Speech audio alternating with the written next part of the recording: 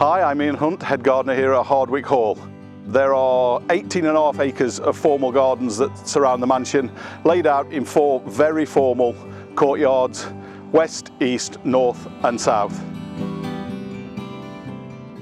There have been gardens around Hardwick Hall since the mansion was made habitable in 1597, but the majority of what we know about the gardens begins in the early 19th century.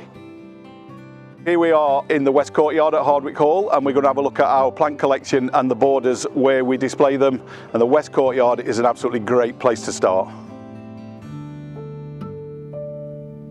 Very little of the Elizabethan garden remains here at Hardwick except for the walls and the garden buildings. So the West Court borders are what we call mixed borders, so there are the bigger fixed shrubs and the climbers on the walls. Then in amongst those are the hardy perennials, which die down each year and come back the following year without any help from us. And then in amongst them are the tender perennials and the annuals that we grow from cutting and seed every year. The West Court borders are very much based on a gradiated colour scheme, starting right at the top end with dark reds and purples, working your way down through reds, oranges and yellows, and pretty much that colour scheme is mirrored on the opposite border. The east facing border, the border straight in front of me, is a much more gentler colour scheme. It's blues, greys, greens, whites, and it's a lovely foil for the really hot colours of the north and south facing borders.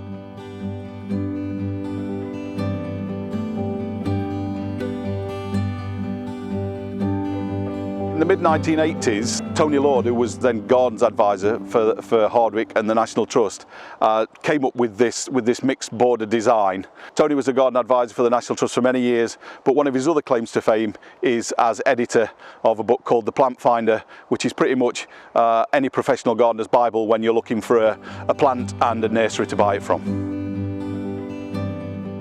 One of the main problems that the warmer, wetter winters are causing us is damage to the turf in the main garden.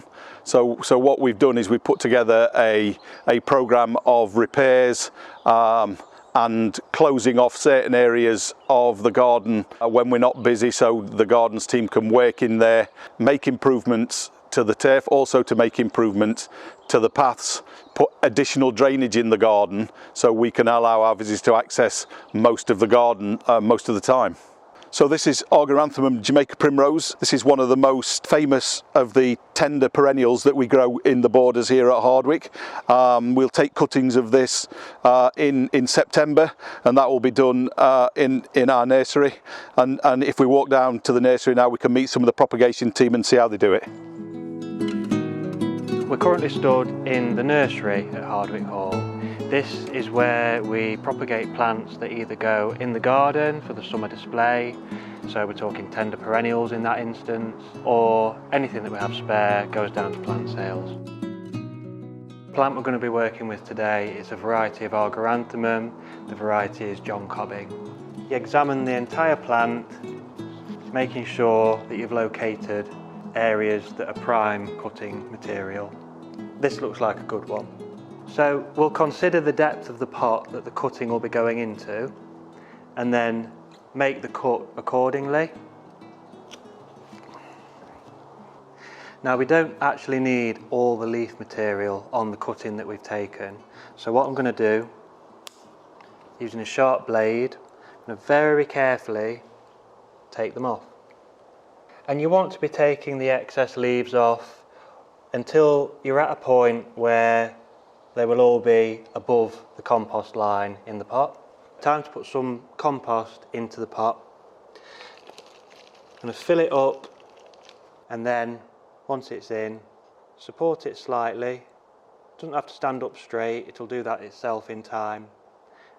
Just press the compost firmly down with your fingers.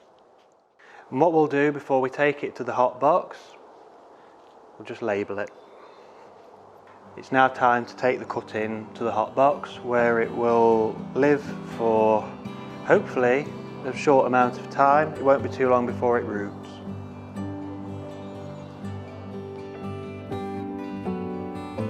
Well, we hope you've enjoyed the Westcourt borders here at Hardwick Hall, but please remember you don't need a garden the size of Hardwick Hall to enjoy lovely plants. You can take cuttings on your kitchen windowsill, root them in water, pot them up in the spring, and you can have a lovely display of plants similar to the ones at Hardwick in your own garden. Thank you so much for the support you give us for the National Trust. Every visit, every cup of tea you have in the restaurant helps us continue doing incredibly necessary conservation work that the National Trust does.